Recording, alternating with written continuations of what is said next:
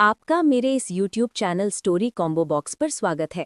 आज की इस वीडियो में हम कक्षा 9वीं के इतिहास के पहले पाठ द फ्रेंच रेवोल्यूशन का सारांश पढ़ेंगे। तो बिना किसी देरी के शुरू करते हैं ये वीडियो। फ्रांसीसी क्रांति की शुरुआत 1789 ईस्वी में फ्रांस में हुई।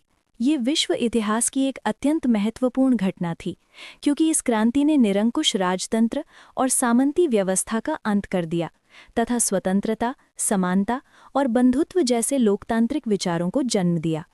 इस क्रांति ने केवल फ्रांस को ही नहीं बल्कि पूरे विश्व को प्रभावित किया और लोगों को अन्याय के विरुद्ध संघर्ष करने की प्रेरणा दी। 18वीं शताब्दी में फ्रांस का समाज 3 वर्गों में बटा हुआ था, जिन्हें एस्टेट कहा जाता था। प्रथम एस्टेट में पादरी वर्ग, द्वितीय एस्टेट में कुलीन वर्ग और तृतीय एस्टेट में सामान्य जनता शामिल थी। पादरी और कुलीन वर्ग को विशेषाधिकार प्राप्त थे और वे कर नहीं देते थे, जबकि तृतीय एस्टेट में किसान, मजदूर, व्यापारी और पढ़े लिखे लोग शामिल थे, जो सभी प्रकार के करों का बोझ उठाते थे। जनसंख्या का अधिकांश भाग तृतीय एस्टेट में होने के बावजूद उन्हें कोई राजनीतिक अधिकार प्राप्त नहीं थे। फ्रांसीसी क्रांति के कई कारण थे। लंबे समय तक चले युद्धों और शाही परिवार की फिजूल खर्ची के कारण फ्रांस की आर्थिक स्थिति बहुत खराब हो गई थी। खराब फसल के कारण भोजन की कमी हो गई और रोटी के दाम बहुत बढ़ गए। तृतीय एस्टेट पर भारी कर लगाए गए, जिससे जनता में असंतोष फैल गया।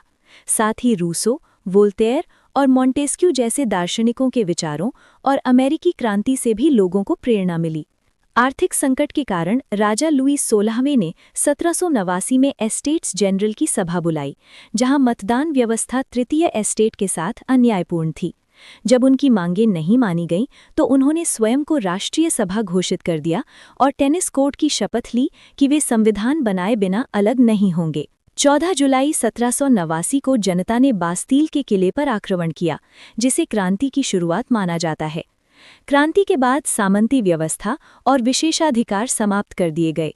1791 में एक नया संविधान बनाया गया, जिससे फ्रांस में संवैधानिक राजतंत्र स्थापित हुआ और राजा की शक्तियां सीमित कर दी गईं। बाद में राजा के भागने के प्रयास से जनता का विश्वास टूट गया और 1792 में राजतंत्र को समाप्त कर फ्रांस को गणतंत्र घोषित कर दिया गया। 1793 में राजा लुई 16वें और रानी मैरी एंटोनेट को फांसी दे दी गई। इसके बाद रोबेस्पियर के नेतृत्व में आतंक का शासन शुरू हुआ, जिसमें देशद्रोह के संदेह में हजारों लोगों को गिलेटिन पर चढ़ा दिया गया। कठोर कानून बनाए गए और जनता पर नियंत्रण रखा गया। अंततः रोबेस्पियर को भी मृत्युदंड दिया गया और आतंक का शासन समाप्त हुआ। क्रांति के दौरान महिलाओं ने भी सक्रिय भूमिका निभाई। उन्होंने रोटी और समान अधिकारों की मांग करते हुए प्रदर्शन किए, लेकिन उन्हें राजनीतिक अधिकार नहीं दिए गए। इसके बावजूद महिलाओं के अधिकारों के लिए संघर्ष जारी रहा।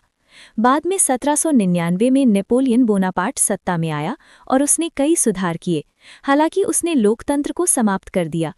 फ्रांसीसी क्रांति का सबसे बड़ा प्रभाव ये था कि इसने स्वतंत्रता, समानता और बंधुत्व के विचारों को पूरे विश्व में फैलाया।